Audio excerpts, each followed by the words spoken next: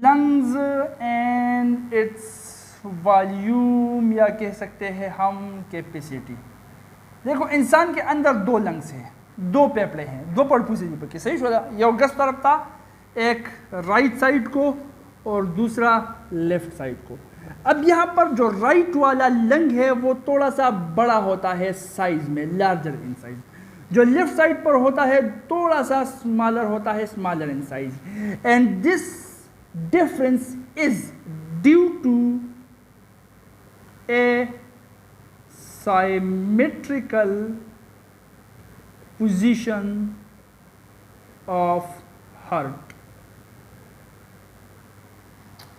ये सब तेरी वजह से है, दिल को कह रहा है ये पेपड़ा, ठीक है, कि मेरा साइज जो छोटा है ये इस हार्ट के एसाइमेट्रिकल पोजीशन की वजह से है। अब जो हार्ट है वो लेफ्ट साइड को है नहीं, हार्ट लेफ्ट साइड को, बिल्कुल लेफ्ट साइड को नहीं है, ये सेंटर पर है।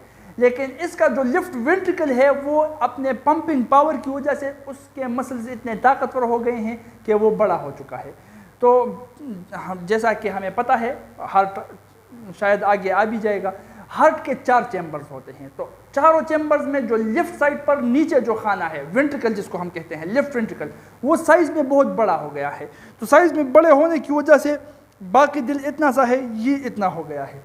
तो महसूस भी होता है और दिल आपको मालूम भी हो जाएगा अगर कोई सर्जरी कर ले कि दिल लेफ्ट साइड पर होगा। ये इस तरह आप पाओगे दिल को, यहाँ से शुरू होगा, यहाँ पर ख़त्म होगा, इस तरह से, ठीक है। तो लेफ्ट साइड को थोड़ा सा बेंड हो चुका है, मुकम्मल हम नहीं कह सकते कि ये लेफ्ट साइड पर ही मौजूद है। तो लेफ्ट साइड को मुड़ तो गया है, बेंड तो हो चुका है। तो इसका ये लेफ्ट साइड को मुड़ना, हार्ट जिसका लेफ्ट वेंट्रिकल लेफ्ट साइड को चला गया है, हार्ट लेफ्ट साइड को चला गया है, बेंड हो चुका है। तो इस लेफ्ट साइड की जाने की वजह से लेफ्ट साइड पर जो लंग है उसके लिए जगह थोड़ी सी बच जाती है। फॉर्मेशन के दौरान जब इंसान बनता है, सबसे पहले तो हार्ट बनता है, तो लंग तो बाद में बनता है, तो लंग के लिए जगह नहीं बची, इसलिए ये छोटा बन जाता है।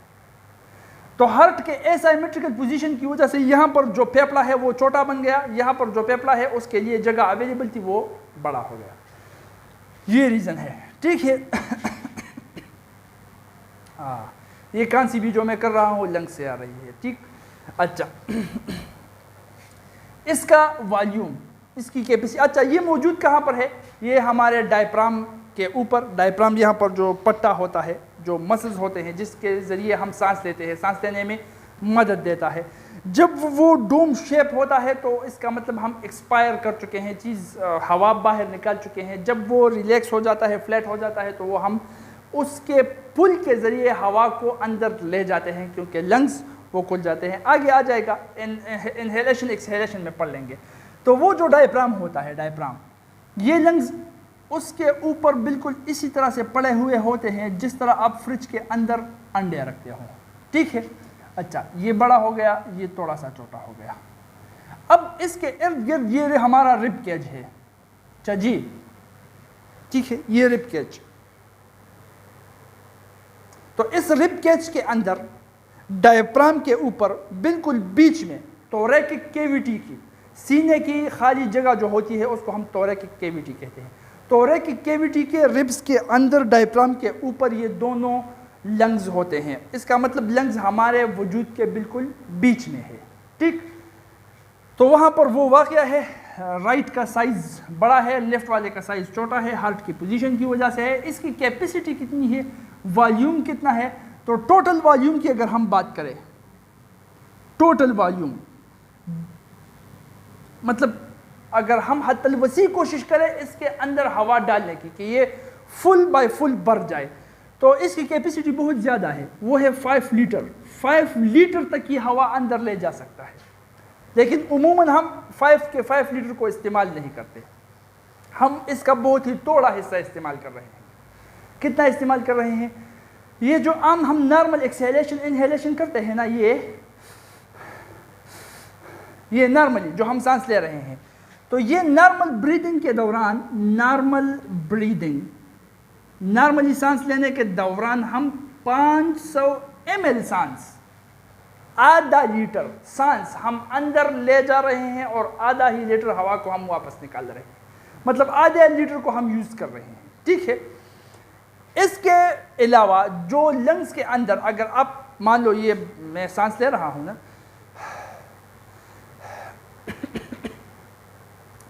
जब मैं सांस निकालूं फुली फोर्स के साथ, ताकत के साथ, अपनी पूरी कुव्वत लगा के जितनी भी हवा मेरे लंग्स के अंदर है वो मैं निकाल दूं इस तरह से,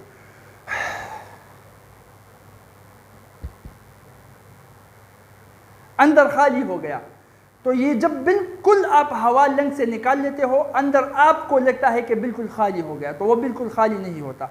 तब भी इसके अंदर जो वॉल्यूम हवा का बच जाता है उसको हम रेजिडल वॉल्यूम कहते हैं या रेजिडल एयर कहते हैं। उसका मकदार तकरीबन 1.5 लीटर होता है। मतलब फुल हवा निकालने के बाद भी 1.5 लीटर 1.5 लीटर हवा आपके लंग्स के अंदर होती है। और ये इसीलिए होती है, अगर ये 1.5 लीटर भी निकल जाए ना तो लंग्स एक दूसरे के साथ चिपक जाएंगे। जिस तरह गुब्बारा होता है, जिस गुब्बारे के अंदर हवा नहीं होता है तो एक दूसरे के साथ उसके जो दीवार होते हैं, लेयर्स होते हैं, वो चिपके हुए होते हैं। तो इससे फिर बहुत से प्रॉब्लम्स क्रिएट हो जाते हैं। बच्चा जब पैदा हो जाता है तो इसके अंदर इन्नेट बिहेवियर अल्लाह ताला ने ये क्यों रखा है कि ये बच्चा रोएगा, ये इसलिए रखा है कि रोने की वजह से उसके अंदर ज़ोर ज़ोर से हवा चली जाती है। वही ज़ोर ज़ोर से हवा जो जा रही है पहली बार रोने की वजह से, वही ये रेजिडल वॉल्यूम है, रेजिडल एयर है, जो कि इसके अंदर जाकर 1.5 लीटर की मकदार में जमा हो जाती है और लंग्स को फिर खोल देती है।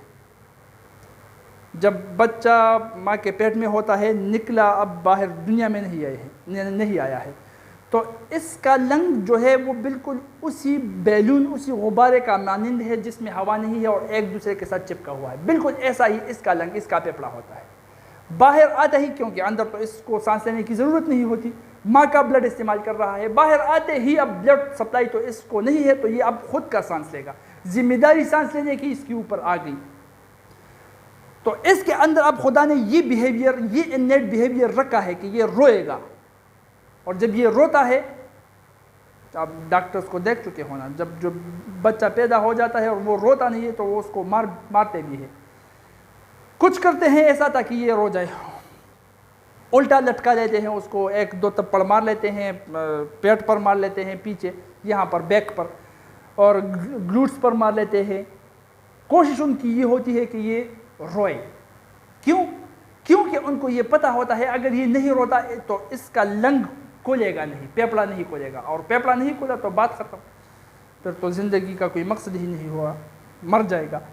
तो रोने की वजह, रोना होता ही इसलिए है, बच्चा रोता ही इसलिए है कि इसके अंदर ये रेजिडल वॉल्यूम चला जाए, 1.5 लीटर चला जाए, लंग्स फूल जाए, स्विलअप हो जाए, और 1.5 लीटर पर इसके अंदर होता ही है।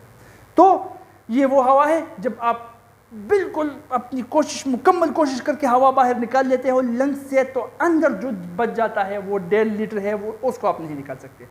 तो 1.5 लीटर इसके अंदर ऑलरेडी होता है। 500 ml हम नॉर्मली लेते हैं, तो मतलब